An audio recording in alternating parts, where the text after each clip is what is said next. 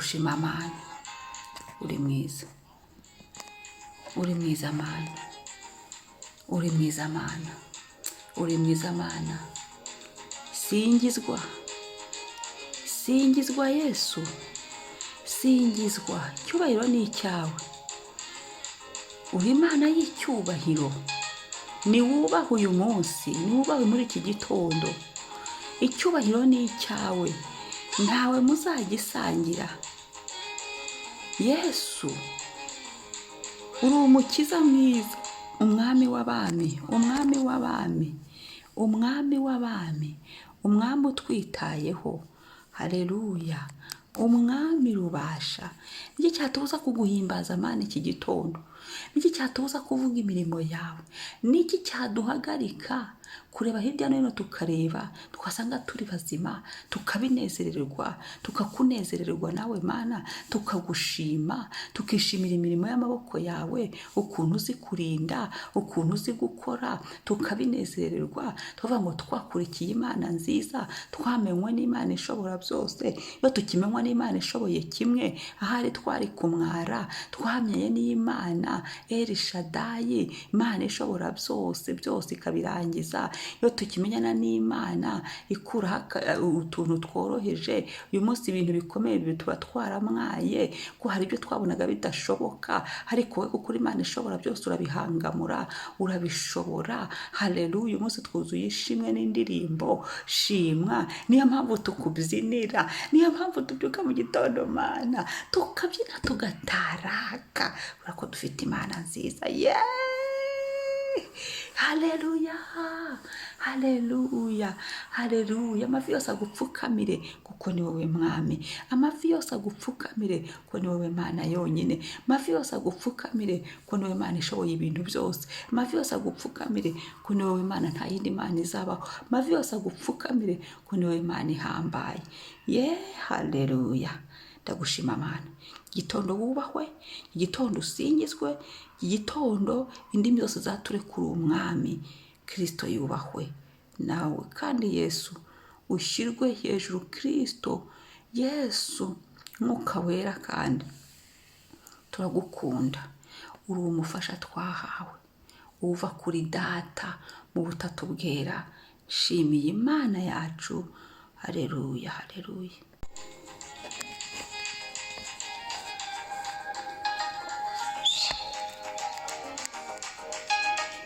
Amina, amina, amina, amina, amina, amina, amina, amina, amina. Yesu we, singizwa, singizwa hafi na kure, singizwa mu buzima bwacu Mwami, singizwa, singizwa, singizwa, singizwa, singizwa. Tambirwa Mana Yesu, tambirwa, tambirwa kuko ushobora byose Mana, ushobora byose. Singizwa. Narindiho nkubwira niyo ushobora kimwe tuba twaramwaye, ariko ntituzamwara kubera ko ushobora byose.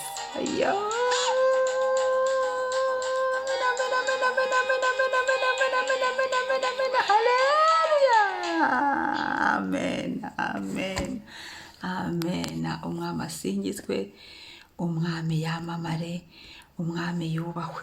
Reka dusome ijambo ry'uyu munsi, riri mu Byahishuwe ibice 3 umurongo wa 7 kugera ku wa 8. Ibyahishuwe ibice 3 umurongo wa 7 kugera ku wa 8.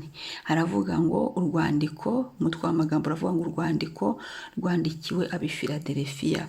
Wandikire marayika w'itorero ry'i Filadelfiya uti: uwera kandi w'ukuri, ufite urufunguzo rwa Dawidi, ukingura ntihagire ukinga, kandi ukinga ntihagire ukingura. Aravuga aya magambo ati: nzi imirimo yawe, dore nshyize imbere yawe urugi rukinguye, kandi ntawe ubasha kurukinga. Kuko ufite imbaraga nke, nyamara ukitondera ijambo ryanjye, ntiwihakanye izina ryanjye. Amen. Umwami ashimwe. Ngo wandikire marayika, wandikire urwandiko rw'ab'i Filadelfiya, ngo uwera kandi w'ukuri. Ab'i Filadelfiya barandikiwe nyine icyo gihe cyabo cyararangiye. Iki gihe Yesu ni twebwe yandikiye, ni twebwe ijuru ryandikiye, ni twebwe data yandikiye. Ni wowe data yandikiye ngo wandikire marayika w'itorero ry'i Filadelifiya. Ni ukuvuga ngo Uwiteka icyo ashaka kuvugana nawe, Uwiteka icyo ashaka kukubwira, Uwiteka icyo ashaka gukora, mu izina rya Yesu Kristo. Wandikiye marayika w'itorero ry'i Filadelifiya uti uwera kandi ukuri, ufite urufunguzo rwa Dawidi, ukingura ntihagire ukinga. Haleluya. Uyu ni Yesu ufite urufunguzo rwa Dawidi, intare yo mu muryango wa Dawidi, igishyitsi. Haleluya, haleluya. Nindakuka Yesu arakomeye, ahoraho ni umukiza. Haleluya, haleluya. Nk'ufite urufunguzo rwa Dawidi, ukingura ntihagire ukinga. Uvuga ngo Yesu iyo yakinguye ibintu ntawe ubasha kubikinga, nta mwana w'umuntu waza kubyitambikamo ngo arabikinga. Kandi yakinga ibintu, nta muntu n'umwe waza ngo abikingure Uwiteka atabyemeye, Yesu atabishatse. Izo ni imbaraga ze, niwe ukinga kandi nta niwe ukingura. Haleluya, haleluya, haleluya. Umwami ashimwe. Aravuga aya magambo ati nzi imirimo yawe. Imana yabonye imirimo twakoze, abera nimuhumure. Imana yabonye imirimo, ni Imana itareba nk'abantu. Abantu wabakorera ntibakwibuke, abantu wabafasha ntibakwibuke, abantu wagendana nabo ntibakwibuke, bakibagirwa n'ibyo wabakoreye, bakibagirwa n'ineza. Ariko data wa twese hano Yesu yavuze ngo nzi imirimo yawe. Haleluya. Uwera kandi w'ukuri, wanda ufite urufunguzo rwa Dawidi, ukinga ntihagire ukingura. Yavuze ngo azi imirimo yawe. Azi imirimo yawe niba ufasha abakene, azi imirimo yawe niba ukorera mu rukundo, azi imirimo yawe niba utabara, azi imirimo yawe. Uwagiriye neza arabizi, arabizi, arabizi ibyo wakoze ubikoreye mu rukundo. Aho byanditse mu gitabo arabizi. Kimwe cyo mu ijuru cyandikwamo imirimo. Ngo dore nshyize imbere yawe urugi rukinguye. Niwe ushyize imbere urugi rukinguye, ngo kandi ntawe ubasha kurukinga. Haleluya, ntawe ubasha kurukinga.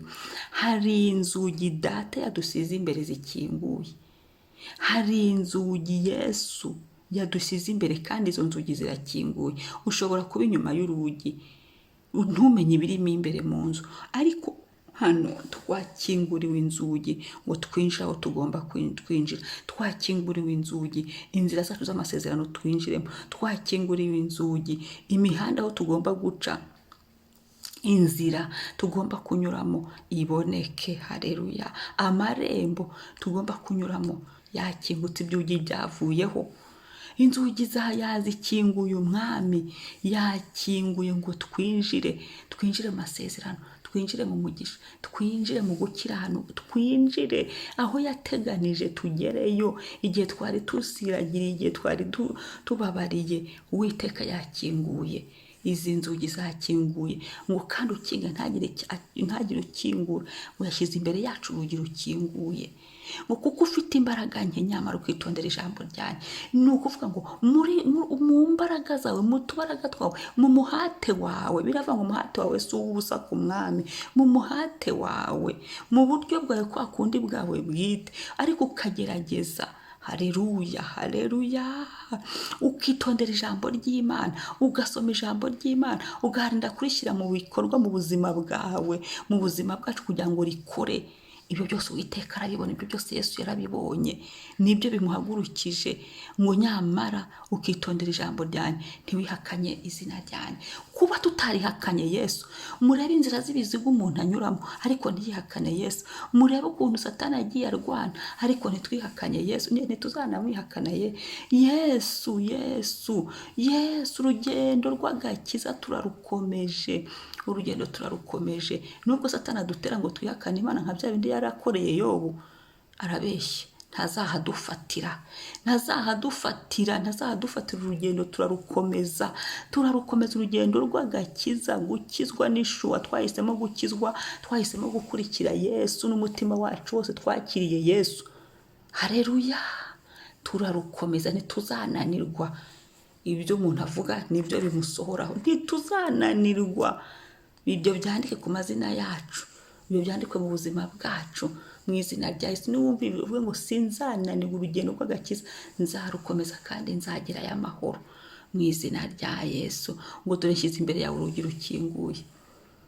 Nagira ngo riri muri iki gitondo umenye ngo Yesu yashyize imbere urugi rukinguye.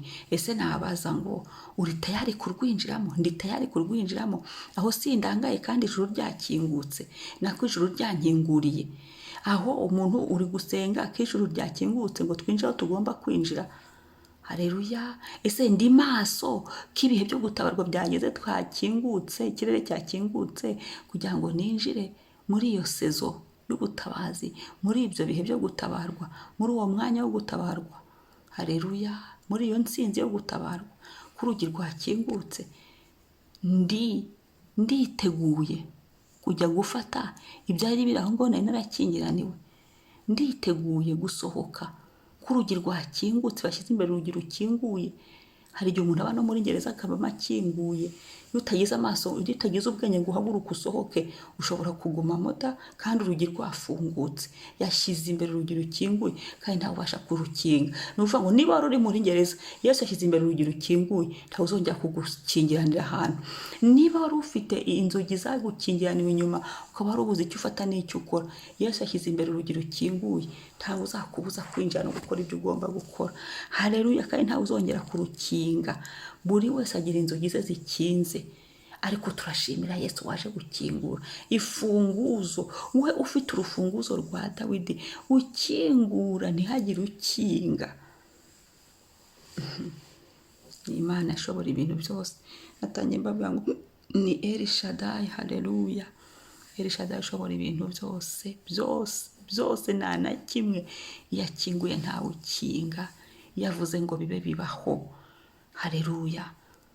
Reka dusenge iki gitondo, ubwire Imana ngo Mana unkingurire inzugi. Ubwire Yesu hari imiryango iri imbere yawe ubonaga ko ifunze. Niba ari imiryango y'amashuri, niba ari imiryango y'urubyaro, niba ari amarembo, niba ari ahari hafunze hose, niba ari imiryango y'akazi aho hose, niba ari imiryango y'abantu bazima, wagiye uhura n'abantu bakugirira nawe, uyu munsi ukeneye abantu bazima, iyo miryango ikinguka, Imana iguhuze n'abantu bazima. Niba ari imiryango y'abavugizi, umuryango wose uzi wari ufunze ku buzima bwawe, uyu munsi usenge. Buri saha yose y'uyu munsi imiryango ikinguke, nicyo dushyizeho, inzira zifunguke mu izina rya Yesu. Kandi izo nzira ntizongere gufunga ukundi mu buzima bwacu. Zitubere iz'umumaro, zitubere iz'umugisha, tuzitabarirwemo, tuziboneremo ineza y'Imana bundi bushya, kandi twunguke mu izina rya Yesu Kristo. Haleluya, haleluya. Reka dusenge. Papa, turagushimiye, washyize imbere yacu urugi rukinguye. Yesu ni wowe kuri kuzima. Turagushimiye ko ari wowe tubikesha. Wowe intare yo mu muryango wa Dawidi, ufite urufunguzo ukinga ntihagire ukingura. Turagushimiye izi nzugi wazanye, ukaba wakinguye muri domene zitandukanye z'ubuzima, ukaba wakinguye inzugi, ukaba washyizeho inzugi, ndetse washyizemo n'ahandi hantu tugomba kunyura hashyashya, kandi izo nzugi ntawe uzabasha kuzikinga. Mu buzima bwacu hari ibintu wakinguye Mana. Iki gitondo turagushimiye kandi turakubwira ngo Data, umuntu wese wari ufite ibintu bye bikingiranye, ahantu hose umuntu yari afungiranye, ibyo byugi nibikinguke. Wako niwe ufite urufunguzo mu ntoki, ibyo bintu nibikinguke. Imiryango y'abagome yari yarafungutse, n'ibindi abagome bari barafunguye mu buzima bwacu bw'ibifatika no mu mwuka wacu, wowe ufite urufunguzo bifungike. Turabifunze, bifungwe burundu ku mazina yacu, mu mwuka wacu, ku mutwe, igihimba, amaguru n'amaboko, mu ngo bifungwe, mu bana bacu bifungwe, mu miryango aho twashatse n'aho tuvuka, Mwami bifungwe, mu buzukuru bo mu miryango, mu izina rya Yesu. Ibitagomba gufunguka bifungwe, byose Satani yarafunguye n'abakozi be, bifungwe bifungwe burundu, ibyo abadayimoni bari barafunguye, ibyo abantu bari barafunguye, natwe ibyo twari twarafunguye kubera ubujiji n'ubutamenya, ibyo byose bifungwe ko nta mumaro nta n'inyungu yabyo mwami, bifungwe kandi ngo twakire ibyo twafunguriwe, tubone ibyo twafunguriwe, tube mu byo twafunguriwe n'ijuru na Yesu wazutse. Urakoze Mana, turagushimiye, icyubahiro kibi cyawe none n'ibihe bidashira. Amen. Umunsi mwiza, mwari kumwe na Mama Ebenezer. Shalom shalom. Mwibuke gukora subscribe.